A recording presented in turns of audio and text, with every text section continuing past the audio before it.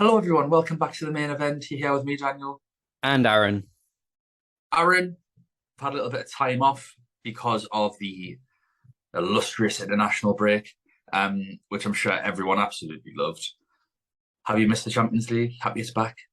I am very happy it's back. When I was watching the Premier League over the weekend, I was like, Nations League, regardless how you butter it up, does not compare to club football. No, absolutely not. Um, so we've got another round to go through. Match day three, we are up to. So there are going to be lots of limitless wildcards, lots of standard wildcards, which we'll obviously have to go through, pick the meat out with that. We start with Bayern Munich versus Victoria Plzeňa. So early kickoff, which I think people are going to be delighted with because we get to see Bayern team news above all else. But they do have a few issues. So Joshua Kimmich and Thomas Muller have contracted COVID. So best wishes to them. And Lucas Hernandez looks like he's picked up a little niggling injury as well. So he could be out for a couple of weeks. So that's something to keep an eye on. And I think the major thing to look at here is, I mean, is the defense. Now, I don't know whether you'd want buying defenders anyway, but I definitely think without their best centre back and without Joshua Kimmich, they are going to be significantly weaker just defensively. Um, are you using a chip this week, Aaron? I'm planning on using the Limitless this week.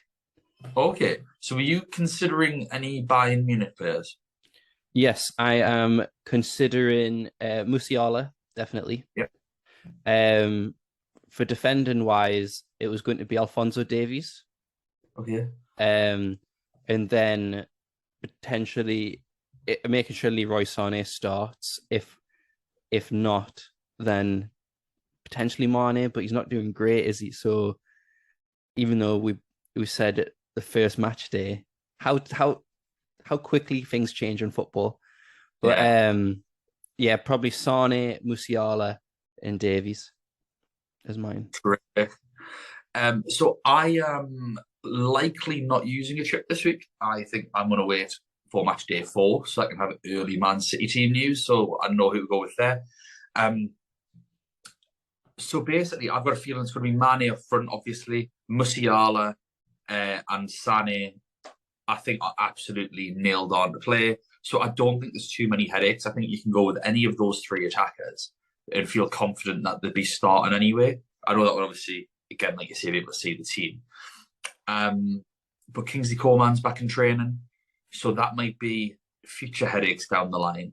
And one of the reasons why I'm less inclined to use Limitless for this game, which people might be saying why, is because Musiala's so cheap.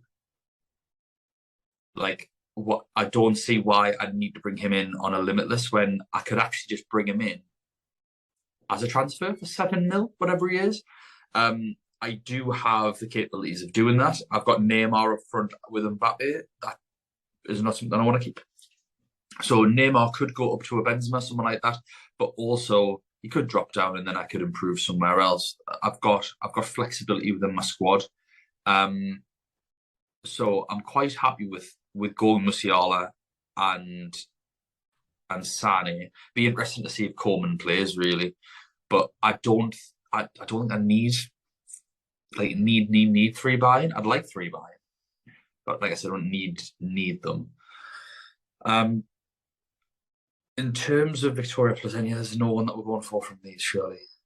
Well, we're not looking at the early team news for that team, are we? So, Oh, exactly. and honestly, I think there's going to be a couple teams which we're not. Again, we're not being disrespectful to them. They're just not realistic targets.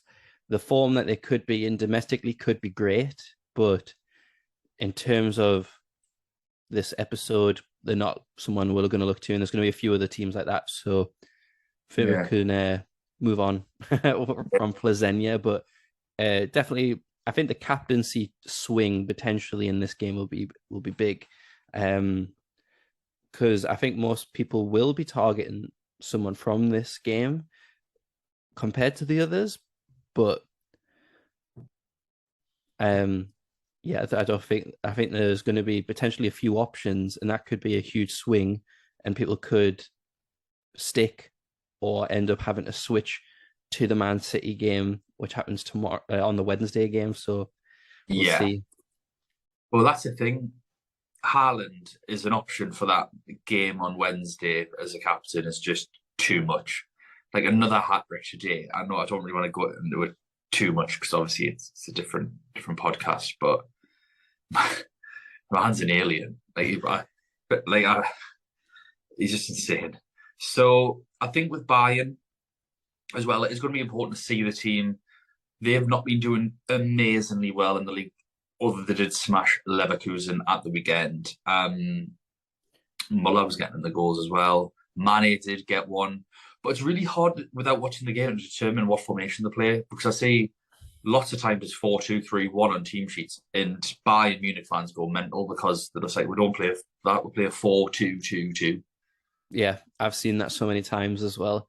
Um, and I think the biggest thing to consider with Bayern is that there might be uh, some substitutions with Dortmund on the weekend as well coming up. Yeah. Obviously, their focus will be more on that game compared to Victoria Plzeň. They'll just be looking to get the job done, substitute rest players. So I think the risk of early transfers, if people don't get an attack and return in the first half, I think they're at risk of getting substituted early. So that's definitely the gamble that you play with this match. Yeah, you can see it happening all day long. I don't even know. Do we do predictions on these games anymore? Has that been part of the thing? We haven't on the last few, but just kind of quickly about Bayern Munich's. Obviously, people with wild card and stuff. I don't know. I think there's a couple of 4 million goalkeepers that have kind of opened up.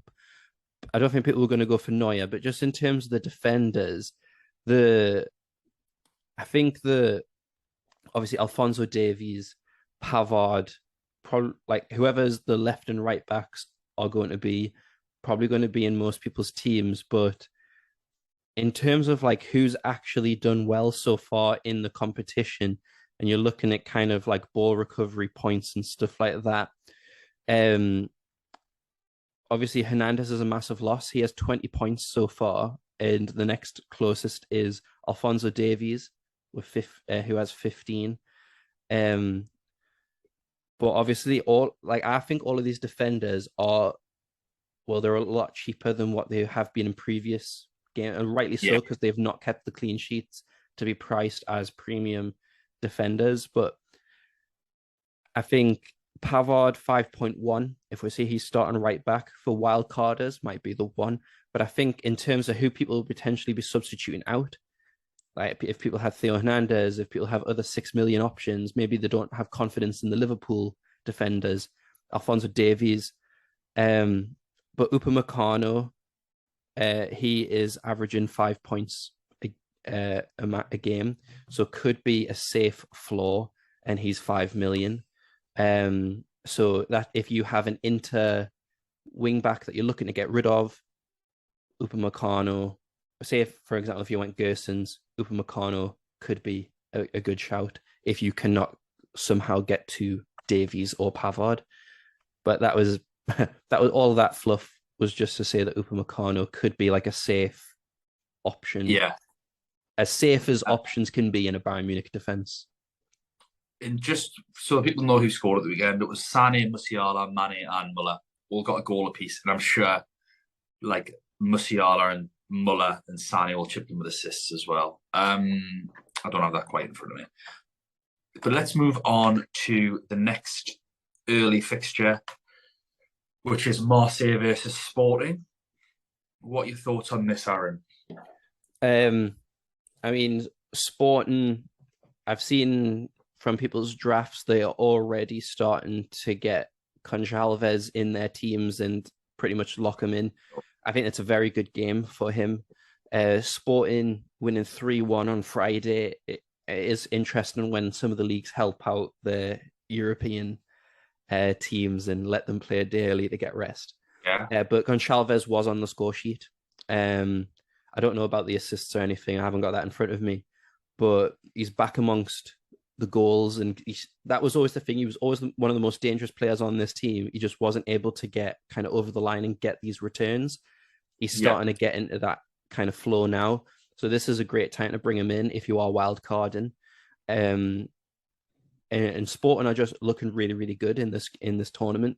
Top of the table, and they're against the bottom of the group. So this is ideally what we want. Marseille still unbeaten in the French league, I guess. I don't know. I didn't know how I wanted to say that there, but it always trips me when I see Luis Suarez score. Yeah. I'm like, he doesn't play for them. And I'm like, did I miss that? But Klaus, who is obviously a attacking fullback, Suarez and Gerson were the goal scorers, and they were 3-0 winners. Obviously, the gulf between who they were playing in the French league to Sporting is massive, but Marseille have the home advantage, which we know is huge in the Champions League. So I think it's not going to be as clear-cut Sporting favourites. But then again, we fought that against Tottenham, and look what Sporting were able to do. So it doesn't mean that I'm not targeting Sporting assets, though, because I do think they are the stronger team.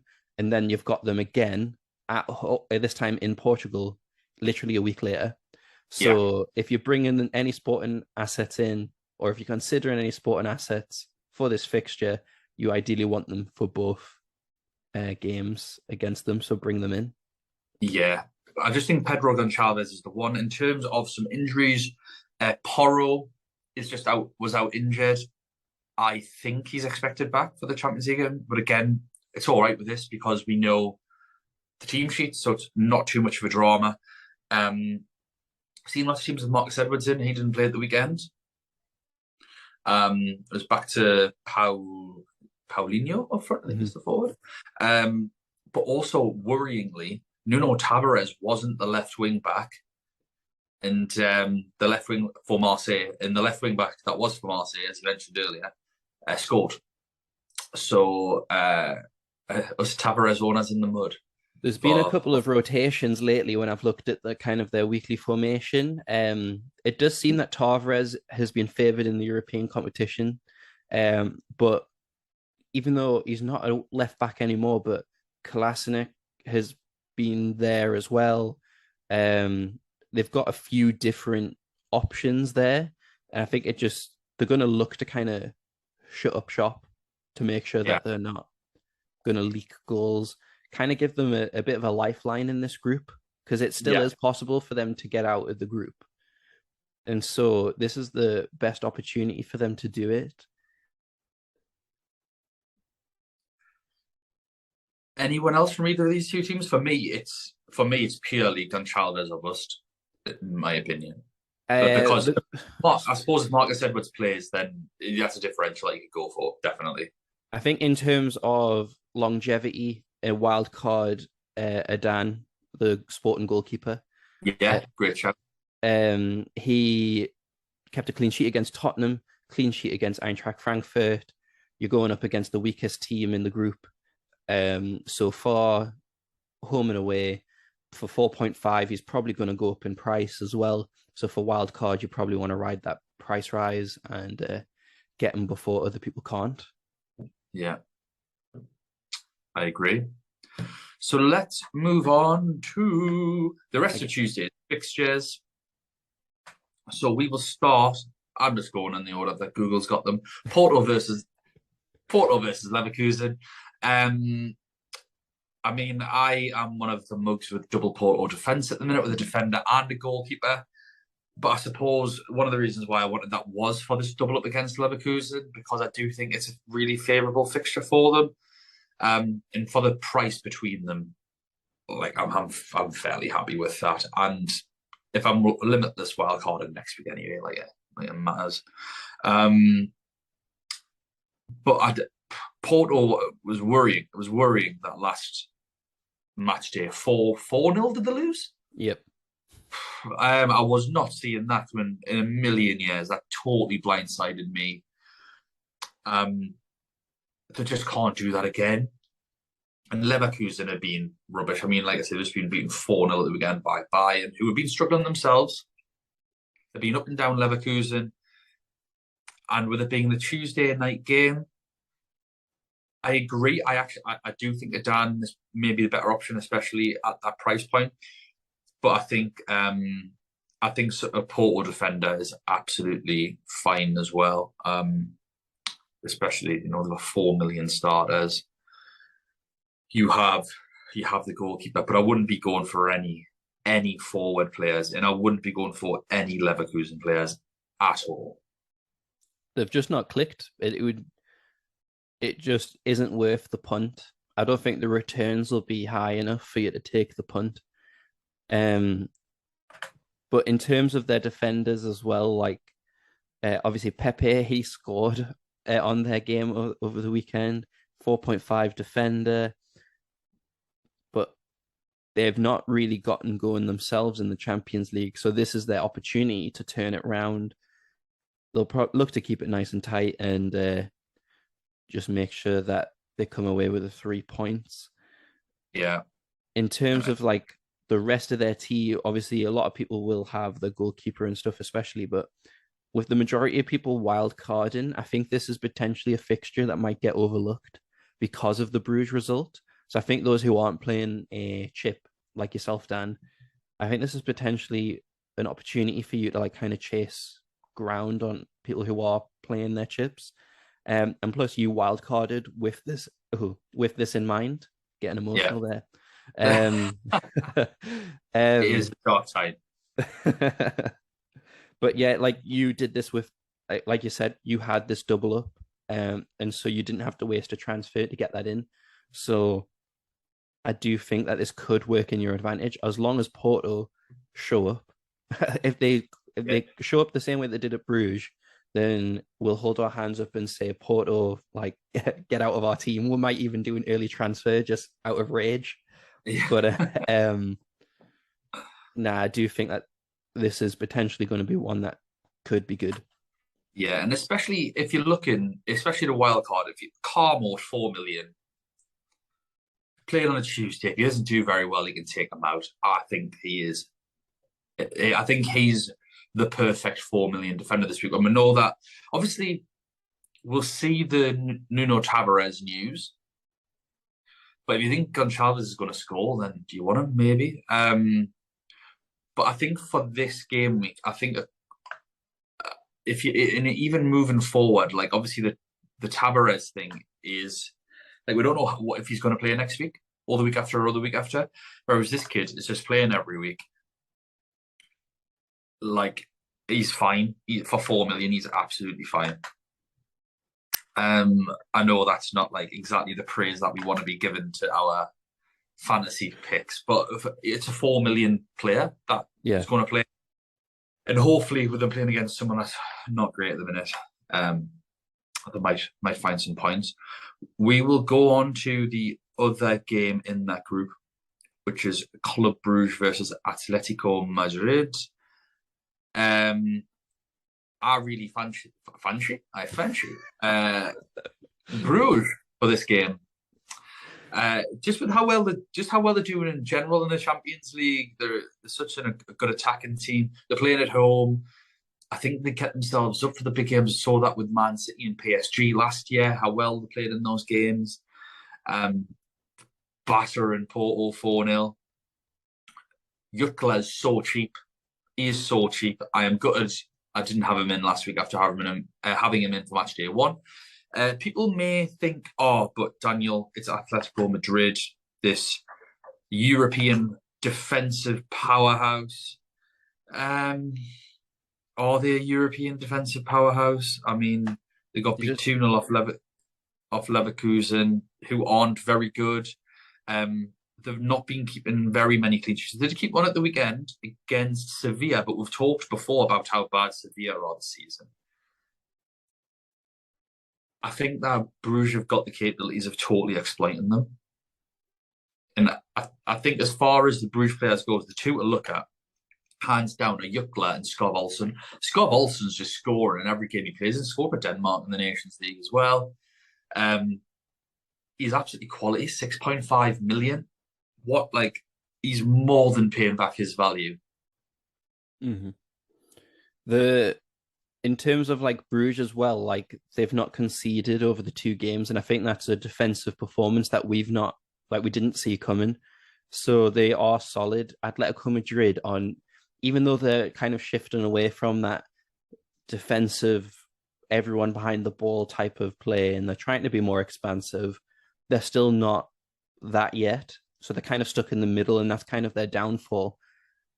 Bruges are showing that they are organized, especially against Champions League opposition. It's it's in Belgium. Atletico Madrid will try to antagonize the crowd, slow the game down. I don't see a lot of goals from either team. Um, and Atletico Madrid just haven't got going. You're not going to target any of their attacking players because you know that they're going to make the Griezmann substitution. So your player really only gets 60-ish minutes anyways. Yeah. And then defenders, they are cheap enough. So I don't think it's too detrimental if they don't get a clean sheet. And obviously, I forgot the player's name, but people got a clean sheet from him because he was substituted off. Reynaldo. Yeah. Mandela. So people could still have him in their team. I'd stay keep him just because it is the first day and he's cheap enough. You could substitute him out. But if you're wildcarding, Dan, are you still looking to get Atletico Madrid defenders in? I think this is what people are stuck on. No chance. Absolutely no chance. Double up against Bruges. Back to Leverkusen. I think they're home. No. It's just a no from me. Not that I team. agree. Mm-hmm. And I have Reynaldo currently. I think they're potentially a team where I think they'll scrape through because they did last year. They were in kind of a similar situation and they just got over the line. I think they're a team that you kind of target in the group, like in the knockouts, because they are so cheap. They're going to get ball recoveries and they're always just a different animal when it's over two legs compared to like group tournaments. So yeah, I think that's when we're going to try and target Atletico Madrid assets. But on to the next group. we have Ajax versus Napoli. Ajax drawing at the weekend. Kudus didn't play up front. He did play the game before and scored, which is kind of weird. In fact, let me just get onto the Ajax results. Because they drew 1-1 at the weekend and they got beat 2-1 the weekend before that. They got beat off Liverpool 2-1 and we're probably lucky to score.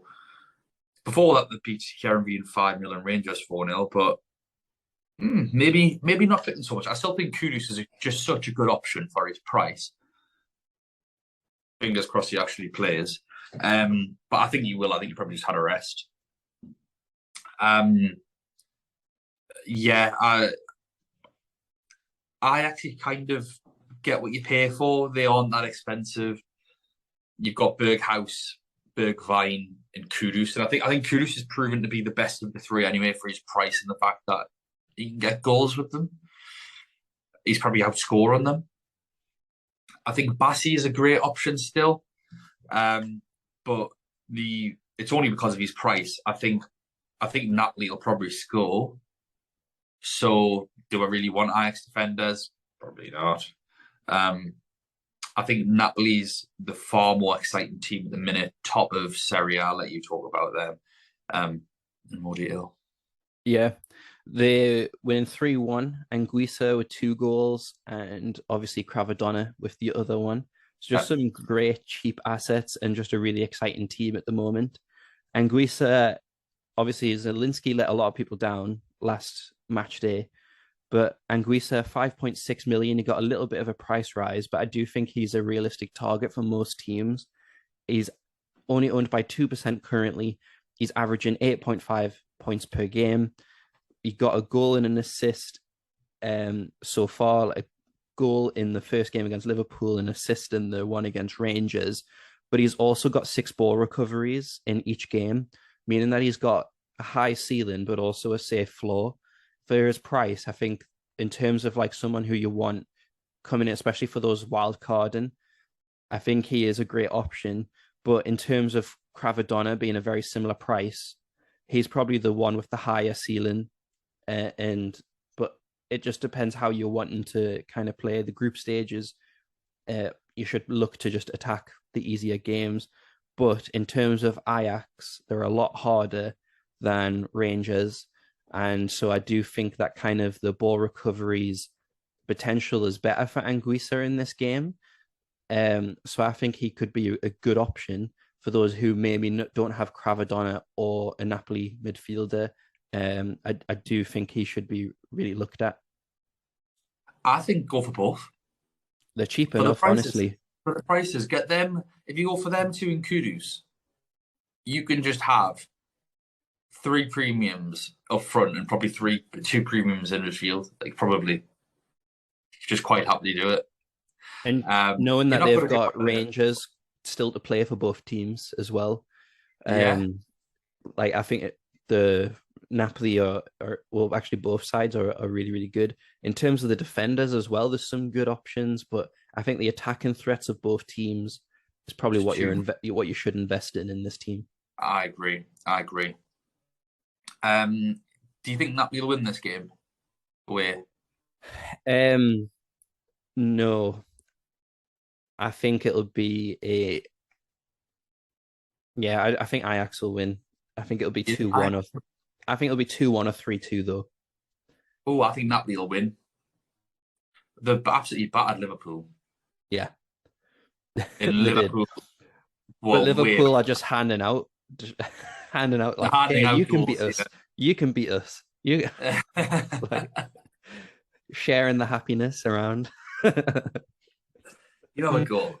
The last game, Eintracht Frankfurt versus Tottenham Hotspur. That is the last game, right? Just making sure that I'm not being lied to. No, there's two No, games there's after too much of that. Right, thanks for the list, Google. Mugging me right off. Eintracht Frankfurt versus Tottenham Hotspur. So we have Frankfurt, who won 2-0 at the weekend. Gotta scored, Goethe even. And I think he got taken off with an injury, but it looks like he's going to be okay. Yeah, I think it was precautionary. But the scans, I think, came back positive, so he should be good to play. Tottenham were not great. Not great against Arsenal. They had periods where counter-attacking looked threatening. Arsenal were a bit naughty with some of the tactical fouls that were given away, and the ref seemed sort of half fine with them. But I think Lloris has always got a howler in him. I think Tottenham will probably win the game regardless, but I'm just not confident enough to actually go out and get their players. I'm not confident at all in Frankfurt either. Yeah, the only thing that potentially swings it, especially as like because I'm limitlessing, that's a tongue twister and a half, is the fact that they brought off players like way early into the derby, like bringing off Perisic and like Son and all that, like just bringing them off, almost like accepting defeat and just being like, right, we'll get ready for the Champions League. That is kind of playing in my head as kind of like a punt for a Limitless. Like knowing that they're not going to be in my team after this week. I think Limitless, and you have to have Son. Yeah, just have to have him. Because essentially, like with Limitless, he's taken the place of a defensive midfielder, like 4.5, who's currently Florentino from Benfica. Yeah. Like, yeah, I'll take that. And mind you, if I wasn't Limitless in this week, I would still have Emerson Royal in my team. He needs to go. How that cross he did in the last Champions League match and then the red card this one, I don't think his spot is very much secure anymore. But if anyone is looking to potentially get anyone a wild card, I do think that Sessegnon or Doherty might be a shout if they can't afford Perisic. But again, it's And nah, as you've just said, Dan. It's just like, why would you? Because they're just so unpredictable at the minute, and you don't know which one's playing between Perisic and Sessegnon. You just don't know. exactly. But Doherty is back, and he is substantially better going forward than Emerson Royal. But for me, other than Son, I mean, and the reason why I'm not mentioning Kane, because Kane is great, is just you have other premium forwards that you're going for over Harry Kane. Because I think Harry Kane at the minute's one and done. He's a one-goal striker, and he's not. You can't have a one-goal striker for 11 million or whatever he is in the game, 12 million. 10.5. Yeah, nah.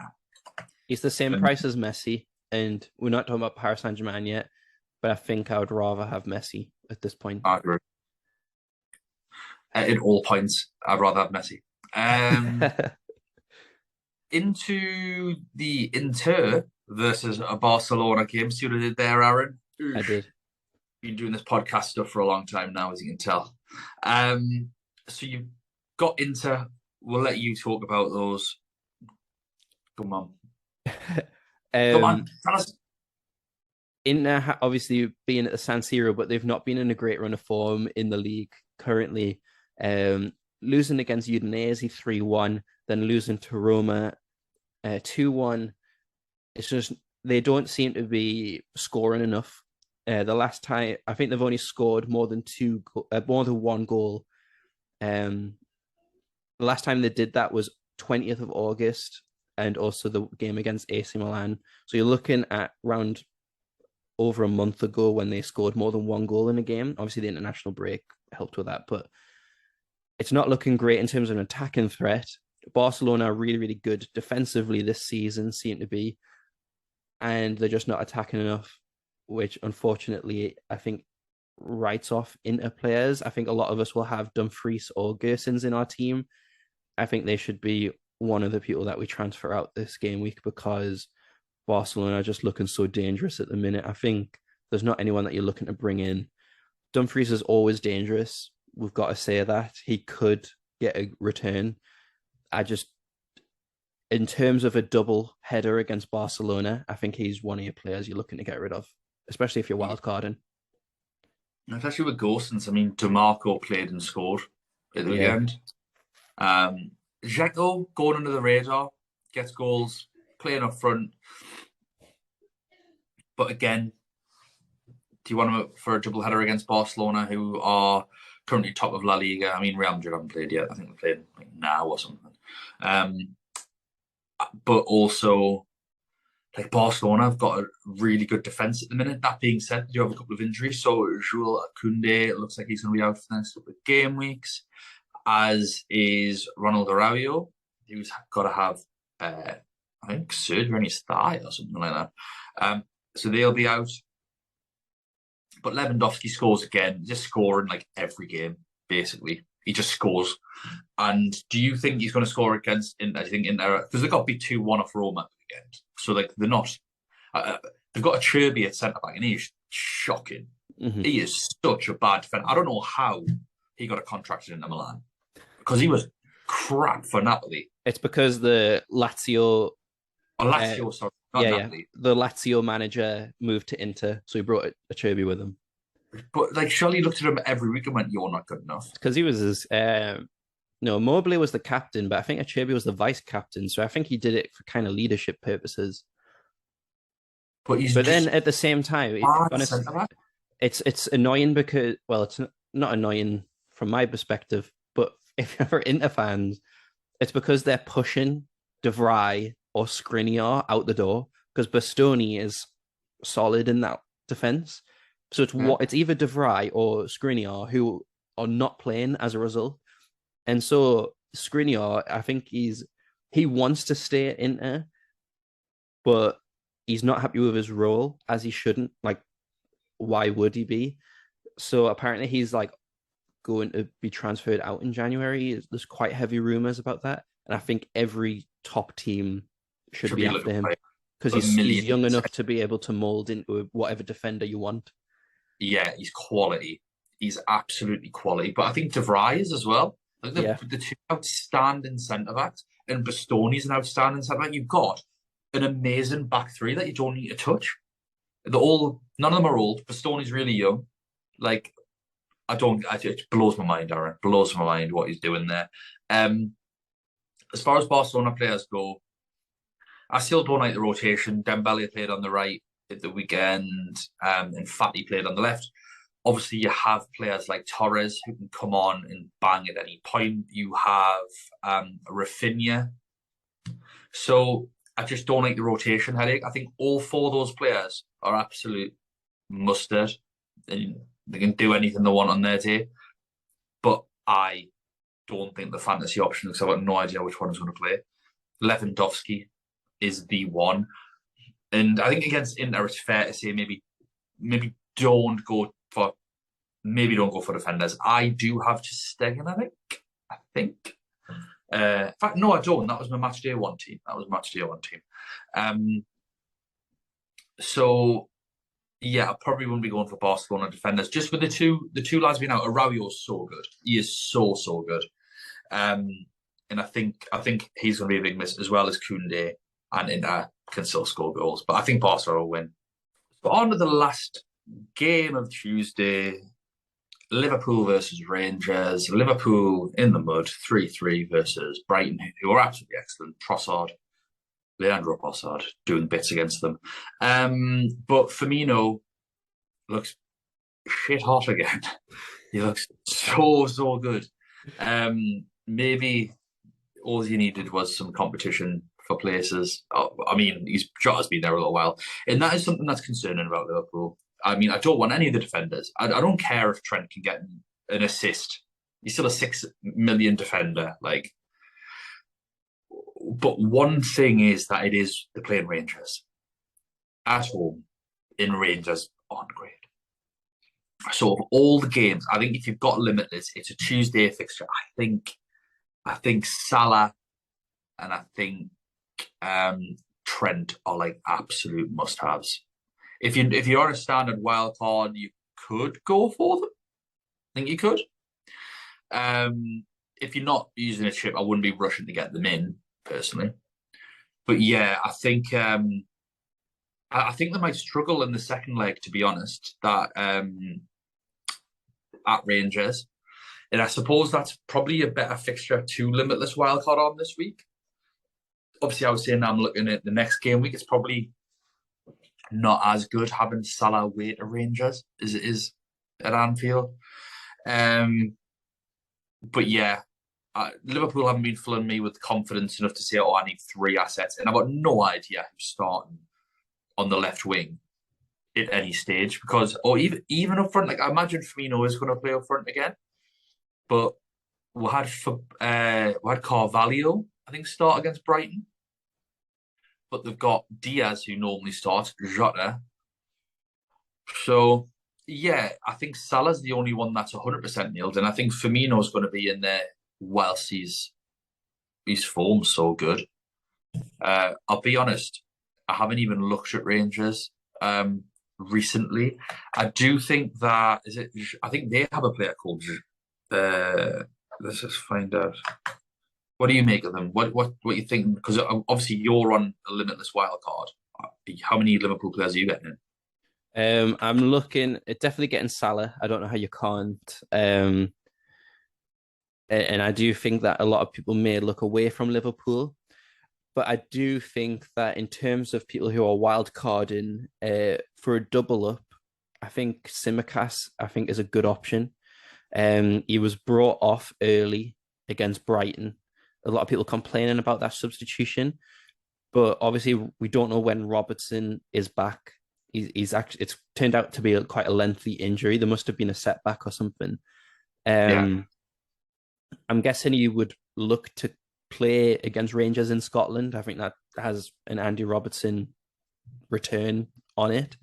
But for this game, Robertson not even on the bench against Brighton, it might be too soon. So I think Tsimikas could be an option. And especially if the last game was anything to go off, I think that could be an early substitution around the hour mark where it could be like a clean sheet banked. plus the attacking threat of Tsimikas as well. I think he could be a good shout for 4.5 for Yeah, I wild like that. carders. But obviously Salah, we know about him.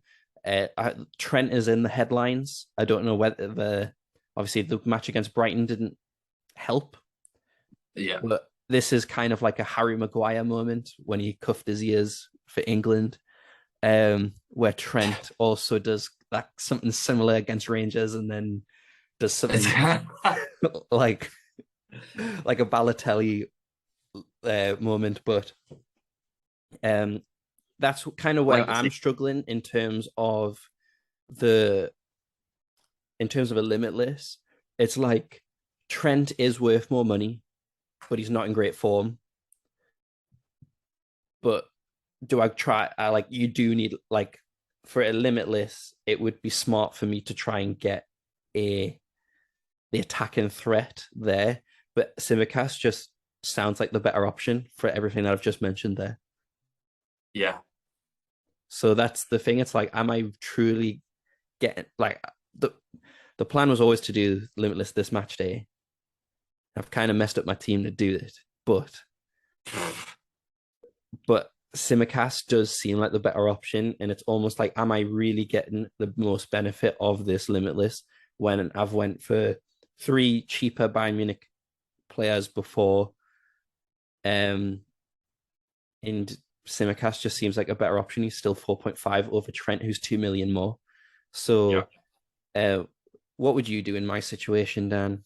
Get your input. Just go Trent. Go Trent. On a limitless, yeah. I think you just have to. On a standard wild card, because it is a transfer waiting to happen when Robertson comes back. Yeah, that's the thing. Like with Tsimikas, it is a transfer waiting to happen. I don't know when Robertson's back. Is he back in training? I think. I've not heard much, to be honest. I'm sure someone will comment on YouTube or tweet us with an update, but I've not heard anything. One of the issues with Trent, anyway, is that a lot of the times he's getting brought off after an hour as well, or 70 minutes. Liverpool as a team don't fill me with confidence. Yeah, I think if Jota plays, I think he's going to be really good and stuff like that. But you just can't. I just don't know who's going to start. Hopefully, some of these Liverpool fan accounts will tweet a good lineup beforehand, and I can kind of use that to help me out. But